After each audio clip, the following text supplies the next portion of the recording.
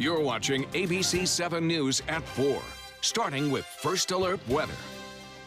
Good afternoon. I'm Chief Meteorologist Bob Harrigan with your First Alert weather update on Michael. As Michael is getting organized off the western tip of Cuba, conditions are going to become a little bit more favorable for this to strengthen, possibly into a major hurricane. As we've talked about over the past couple of seasons, hurricane forecast intensity not the best right now. Direction is, and that's good news for us, but it could be a Category 3 storm as it approaches the Panhandle sometime midday on Wednesday. You can see from the visible satellite imagery, the center appears to be just to the west of the western tip of Cuba right now. It is starting to get some banding features with it. It's not that well organized yet. Winds still at just hurricane status, Category 1, just barely at 75 miles an hour. It hasn't changed as a 2 p.m. update that has just come out about 2 hours ago. We have another update coming shortly, right before 5. Well, here's a look now at the latest. Gusts are up to 90. There's the forecast cone of uncertainty. Good news is that that center is going to stay well away from us. So that means we're not going to see the hurricane force winds here. No chance of that. And a lot of the models are in agreement. Unfortunately, the Panhandle is going to see a tremendous surge in excess of 9 feet. Obviously, it could be as high as in the teens. We're going to just leave it at that right now. But those winds will be strong here. There's a potential getting tropical storm force winds. We still have a tropical storm force watch in effect from Anna Maria Island through Tampa Bay, and just a little bit north of that, of course, a hurricane watch north of Tampa Bay. As far as the forecast goes, it's going to start to pick up and accelerate, but that won't happen until Tuesday evening, and it will be a Category 3 parallel with our coast. Got to look at this graphic now.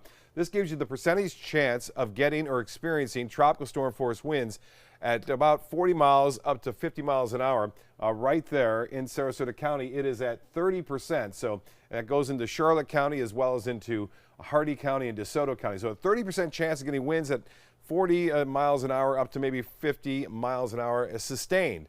And in Manatee County, you can see the western edge anyway, a little bit better chance of getting those tropical storm force winds. They're at 40%. Anna Maria Island at 50% at this point of getting tropical storm force winds. The reason why is because all the strong winds basically to the east and north of the center, and with a poorly organized system, typically a lot of that gets blown off to the right. Now you'll see the latest forecast path and track of the system. These are all the different forecast models. And so a possibility of a landfall somewhere near Mississippi all the way over. One line there over parts just north of Tampa. We'll keep an eye on that for you, but most models in agreement that this is going to move northwestward throughout the day on Tuesday, and then eventually make a run for it to the northeast on in through Wednesday. This is going to be a big storm for Florida, obviously, as we go through time. The GFS model obviously is the little earlier model, which shows it Wednesday midday, moving on in to the Panhandle as a major hurricane. We're going to have more on this and our impacts. Looks like we'll see some rainfall, periods of rain on Tuesday, some gusty winds, and the chance. Now, this is a chance for isolated tornadoes. I already went through a squall earlier this afternoon, which is very strong. We'll talk more about that a little bit later. Jacqueline Scott. All right, Bob, thank you. Emergency officials here on the Suncoast want everyone to prepare for whatever Hurricane Michael brings. ABC 7's Erica Jackson joins us live from Anna Maria Island this afternoon. Now, Erica, what does the beach look like there right now? Jacqueline Scott, good evening. Now, it's not exactly a great beach day, but despite the bigger waves and the large gusts of wind, you can see behind me there are still plenty of families out here that are enjoying Manatee Beach. But emergency officials say now is the time to get off the beach and get home so you can start preparing your homes for the storm. Emergency management is preparing for high tide, possible storm surge, and heavy rainfall. Manatee County doesn't have plans to hand out sandbags or open shelters as of right now, but that could change if Hurricane Michael takes a turn.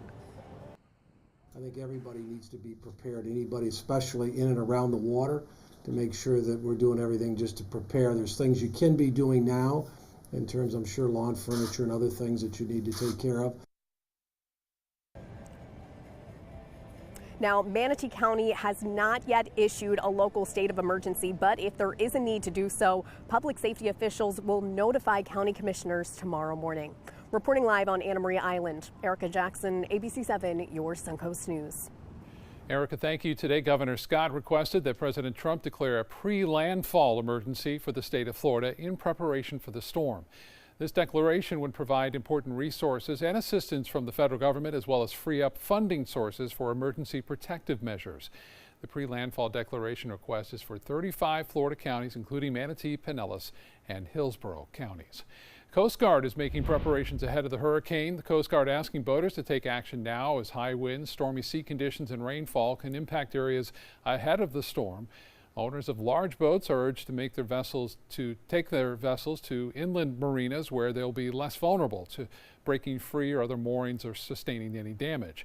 Trailer-able boats should be pulled from the water, tied securely to trailers, and then stored in places that are not prone to flooding. If you need some help preparing, just go to our website, mysuncoast.com. Look under the Weather and Hurricane Center tab. You'll find a link to our 1-hour hurricane special and our principal hurricane guide. Jacqueline joins us now with the latest on the divide over the newly confirmed Supreme Court justice. Scott, after a contentious confirmation battle, the Senate's vote to confirm Judge Brett Kavanaugh means the swing seat on the Supreme Court has been filled by someone Americans are still sharply divided on. Judge Brett Kavanaugh officially ready to sit on the Supreme Court after being confirmed by the closest margin in nearly 140 years, taking the oath the same day. Kavanaugh, a known conservative, now tipping the balance of the court. Republican Senator Susan Collins, who cast that crucial vote for Kavanaugh, told 60 Minutes she is very comfortable with her decision to support him, despite the sexual assault allegations that nearly tanked his nomination. I would have voted no if I disbelieved Judge Kavanaugh. But given his denials and the lack of evidence that this happened, I just did not think that it was fair. Now, some Democrats are talking about the possibility of impeaching Kavanaugh if the party wins back the House in November, but they're making the midterm election, which is only a month away, their main priority. Well, today a community is left mourning after the country's worst transportation accident in nearly a decade.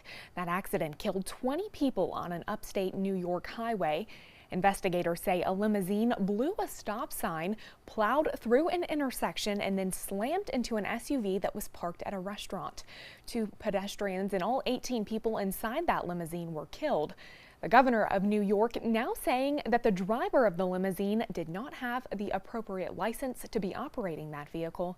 The families of those victims now left to mourn and try to make sense of so many young lives lost. One has 2 little children and one has 1 child, and they now have no home or no parents. The NTSB has not commented on the limo's speed or if the limo's passengers were wearing seatbelts. Prominent Saudi journalist Jamal Khashoggi has been missing since last week. Turkish officials now say there is a strong possibility that he has been killed inside the Saudi consulate in Istanbul. As part of its criminal investigation, Turkey has now asked Saudi Arabia for permission to search the consulate facility after the disappearance of Khashoggi, who in recent years has been a strong critic of the new Saudi leadership. Well, let's send it back to Scott with everything you need to know ahead of tomorrow's voter registration deadline. Scott? Jacqueline, the November 6th general election ballot will include statewide races for U.S. Senate, governor, and 3 state cabinet offices. There will be also 12 proposed constitutional amendments and numerous congressional, legislative, and local contests. It is a long ballot. At the end of August, there were more than 13 million registered voters in Florida, and the Leon County Supervisor of Elections expects that number to go up. This year, the interest has been big. It's looking more like a general election in a presidential year than a general election in a primary. As of today, nearly 12,000 Floridians had already turned in vote-by-mail ballots. And a reminder, tomorrow is the last day to register to vote. Democratic gubernatorial candidate Andrew Gillum is putting his campaign on hold for 2 days ahead of the hurricane. Gillum says he suspended his campaign events today and tomorrow so he can focus on storm preparations. Michael is expected to hit near Tallahassee, where Gillum is the mayor, but it's still unclear if Gillum's GOP rival, former Representative Ron DeSantis, is changing his campaign plans. Still to come, Florida Fish and Wildlife testing a new tool to track the latest red tide conditions across the state. Plus, retailers adding more toys to its stores and online ahead of the first holiday season after Toys R Us's bankruptcy. And it was a magical moment for some whale watchers in California. Look at that, the picture-perfect moment of whale breaching the water. Coming up. All hands hands on deck. What's up? I want to point out 3 tips for using the home computer more safely. Point away. First, stop. Make sure your software is up to date and that you've password protected your computer's login and Wi-Fi connection. Next, think before visiting a site, opening attachments, or clicking on links. Then connect, knowing you're helping make the web safer for you and for everyone. Make Stop, Think, Connect part of your daily online routine. Blue 32, Blue 32, hut hut. It's the Gettle Gridiron Challenge. The game's on to sell 2,000 vehicles. 12 teams compete for the #1 spot. Score a great deal at every Gettle dealership. Buy with 0 down. Make no payments for 90 days. Choose from 14 of your favorite brands, all on sale. Who will make it to the end zone? You decide. Rush to a Gettle location near you or visit Gettle.com. Gettle's got it. Hello, Mom.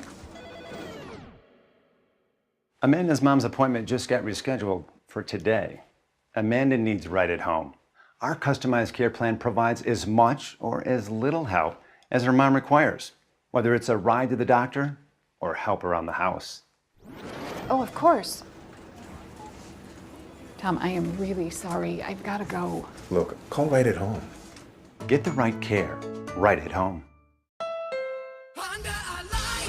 Your last chance for 2018 Honda Accords on sale is now during our model year-end sale. Drive new Accords for just $249 a month. Get an Accord, the North American Car of the Year, for less than the competition. With more standard features than Camry, Honda Sensing, multi-angle camera, turbocharged engine, and more. New Accords, just $249 a month. Your last chance for Accords, all on sale this week at your local Honda dealer. I heard about the Detoli Cancer Center through friends of mine who had been treated here and were very pleased with the treatment. If there is prostate cancer, we at the Detoli Cancer Center will find it using 3D color flow Doppler ultrasound. And that helped precisely identify where my cancer was and some additional cancers that were not found during the biopsy. I would recommend the Detoli Cancer Center. As a group of human beings, they are unbelievably great. Check out My Suncoast Dining on mysuncoast.com, your guide to the foodie lifestyle. ABC 7's own Chef Judy serves up her favorite recipes, cooking tips and trends, dining blog, step-by-step videos, and Suncoast Restaurant Guide. You'll find it all at mysuncoast.com/dining. This week, Mote Marine Lab will be testing the air quality throughout Sarasota County to see how far inland the red tide toxins go. ABC 7's Jackie Kelly talked with Mote Marine scientists studying red tide and shows us how this new machine works. Jackie? Scott, Mote says that the Department of Health is trying to figure out how far inland those toxic red tide toxins can travel and how it affects our health by breathing it in every day. They're using an air quality testing machine which is checked every 4 to 12 hours. The machine acts as a vacuum and traps any toxins in the air. Mote then does a chemical extraction to see just how much. There are 11 machines total collecting this data, and they're located at Mote, Lido Beach, and at the fire stations in Sarasota. After analyzing the data from a week's time, they can see how the red tide toxins are affecting people's health. And at 5:30, you can hear from one of the Mote scientists, and he'll talk about the answers we can find from these machines. Back to you. All right, Jackie, thank you. Remember, you can find all of our red tide coverage online at mysuncoast.com. Just click on red tide. Jacqueline's in the newsroom now with what's trending today. Scott, the anonymous artist called Banksy is known for his stunts, and he may have just pulled off his most perfect art world prank. His work, Girl with Balloon, sold for $1.4 million on Friday at Sotheby's auction house, but moments after the gavel fell, that picture was reduced to shreds. A shredder hidden inside the frame of the painting caused that work to self-destruct. Now, Banksy himself posted a picture of stunned patrons watching as that shredder did its work, along with the words, "Going, going, gone." Well, a Louisiana resident found this unexpected visitor at the front door on Friday. According to the St. Martin Parish Sheriff's Office, that alligator was discovered resting on the front porch of a home in Breaux Bridge. A patrol deputy was called to the scene and then took these photos. Authorities don't know how far that alligator traveled to end up at the home, but the Sheriff's Office posted the pictures on social media with an important warning to always look before you step. And take a look at this once-in-a-lifetime sight. Whale watchers spotted a spectacular view of a humpback whale breaching in Monterey Bay, California on October 3rd. They pulled out their cell phones to capture that whale spinning around before making a big splash into the ocean. And of course, that rainbow in the background topped off this picture-perfect experience. Well, let's send it back to Scott for a look at our consumer news this afternoon. Scott. Jacqueline, before the holiday shopping rush ramps up, the hiring rush is already underway. With unemployment at a 49-year low, stores are now competing for workers. Retailers like Best Buy, Kohl's, Macy's planning job fairs this month, and JCPenney's offering new workers a chance to win trips worth $5,000. A lot of those new workers may be selling toys. Places like Walmart and Target are devoting more floor space to toys now that Toys R Us is gone. And toy companies say Amazon will be pushing toys in Whole Foods stores by handing out catalogs to customers there. Chief Meteorologist Bob Harrigan joins us again now with our first alert forecast. Bob. Thanks, Scott, and all eyes are on Michael, obviously. This is a pretty big storm that's going to get bigger in time as it makes its way off to the north, then the northwest, and then straight on north and then to the northeast. So it's going to stay offshore of our coast. We're not going to get the hurricane force winds. We're fairly certain of that. The chances of that are very remote of this thing taking a dive and move to the right. So it looks as though the storm system itself is getting better organized right around the center as it makes its way slowly to the north at 7. It is moving slow right now, but is expected to pick up some speed in terms of its forward motion. It's definitely going to pick up speed in terms of the wind field and the strength of the winds as it moves through time. Now, this is going to has the potential of becoming a major hurricane. What we have is a trough in the jet stream out in the west United States. Now, this trough is moving to the east. We also have some strong shear still, or moderate shear, let's call it, in the Gulf of Mexico, which will kind of keep a lot of the rough weather to the right of the center. On top of that, we have a high-pressure ridge which is being bounced off the coast of the Carolinas now due to this trough. It is weakening that as well, and that means there's a little alley for this to move. Again, it's going to be moving off to the north, and then this trough is going to catch up to it and push it off to the northeast, right into the panhandle of Florida. And storm surge is going to be significant there, as well as places just to the south. There's the forecast path and track. We have a new cone of uncertainty coming out at 5 p.m. and it looks as though that is not going to deviate much, and the reason why I'll show you in a minute. All the other forecast models are showing pretty good agreement, and when you see that kind of agreement, it's unlikely you're going to see any changes or major changes coming up in the next advisories. Wind at 110 miles an hour though as early as Tuesday morning, so this is going to move into some very high heat content. The fuel for this storm, the warm waters of the Gulf of Mexico, we've been talking about that all season long. This is just kind of juiced up. There have been no cold fronts coming through, water temperatures in the upper 80s, and on top of that, the Gulf Loop current is out here, which is a deep area of very warm water temperatures expected to move off to the north. Now, there's all the forecast cone of uncertainty. This is the spaghetti model. Actually, this is why they base the cone of uncertainty basically from Mississippi eastward to the panhandle of Florida. One model, an outlier there, discount that. We don't expect that to occur, but we'll keep an eye on it, obviously. The European forecast model as well, moving into the panhandle of Florida. Again, Wednesday, it seems to be the timing, midday Wednesday into Wednesday evening, causing the most problems. For us, we've already had some brief periods of some heavy rainfall.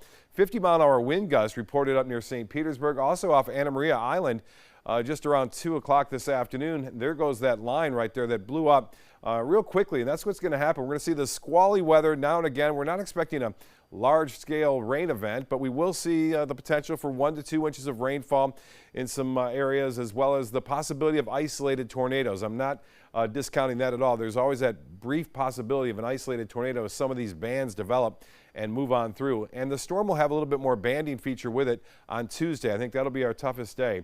As far as the forecast winds go, they'll still be pretty breezy out of the southeast. I don't think there's any need to put up shutters in this kind of storm situation for us, meaning that the storm's strongest winds will be well offshore. But picking up lawn furniture, beach umbrellas, and maybe picnic table umbrellas and putting them indoors and keeping them from becoming projectiles is a good idea. Those winds will switch to the south again later on into the day. Storm surge will be a problem. 1 to 2 foot storm surge not out of the question, Sarasota, Manatee counties, as well as the potential for some tropical storm force winds here. The chance of that happening, 30% over Manatee County, western portions of Manatee County, and 30% as well into Sarasota County. So 70% chance for showers and storms on Tuesday. Some of that rain heavy at times. It's going to stick around. It's going to be breezy on Wednesday, and then Thursday 70% chance, 30% on Saturday. Scott? All right, Bob, thank you. A local student whose illness kept her away from school discovered an award-winning hidden talent. The story coming up next. I'm Linda Carson from Suncoast View. Coming up Tuesday morning live at 9, it's a great time of year to curl up with a new book. Bookstore One brings their fall reading list with books either written by a woman or featuring a strong female character. A local artist uses his talents to rev up the battle against red tide, plus a preview of the new issue of Edible Sarasota. That's coming up tomorrow morning live at 9 a.m. on Suncoast View. Rugs as Art. You know the name, you know the building, but do you know what's inside? Yes, Rugs as Art is Florida's #1 area rug superstore, but there is so much more. Amazing furniture, accessories, and art. All this and more. Come see for yourself. You'll love our personal touch and be pleasantly surprised by our affordable prices. Rugs as Art and more. There is so much more to explore. Sarasota Oxygen and CPAP is the largest locally owned CPAP supply company in the area. Is it time to replace your old equipment? The staff at Sarasota Oxygen and CPAP can show you the most up-to-date CPAP equipment and supplies to meet your sleep apnea needs, including portable travel devices and the SoClean automatic CPAP sanitizer. We serve all of Southwest Florida, giving the highest quality of care with the finest CPAP equipment. Please visit our website, sarasotacpap.com. Did you know you could get life insurance for less than 32 cents a day? With Guaranteed Acceptance whole life insurance through TruStage, you can get up to $25,000 in protection with a single phone call, and you cannot be turned down for any reason. Even if you have health problems or are living on a fixed income, Guaranteed Acceptance whole life insurance policies could work for you, with prices starting at less than 32 cents a day. That's as low as $9.40 a month. TruStage can help free your family from immediate financial stress when you're gone.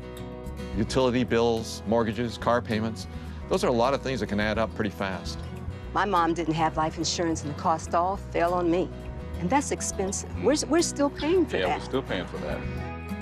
Call 1-800-218-4991.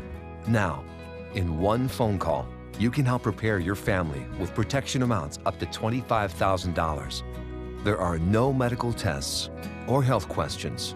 And remember, you cannot be turned down for any reason. In fact, TruStage policies are already protecting over 18 million Americans.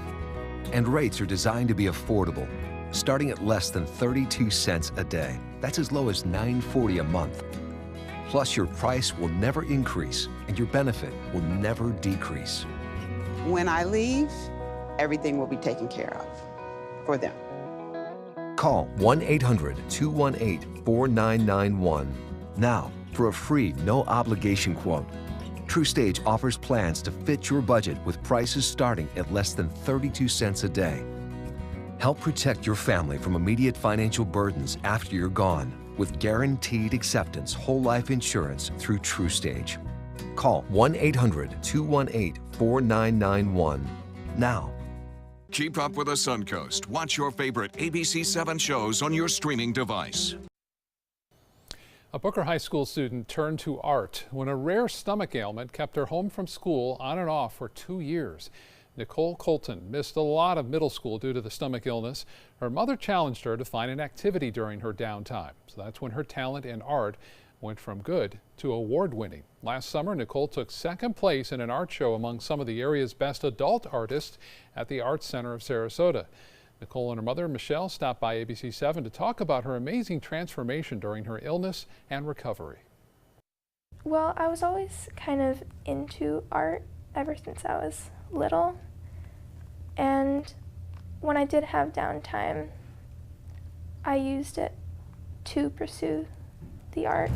Really just hoping after her surgery she would just be in the world again and amongst friends and school, and she's really excelled so much on all levels, and of course including her art.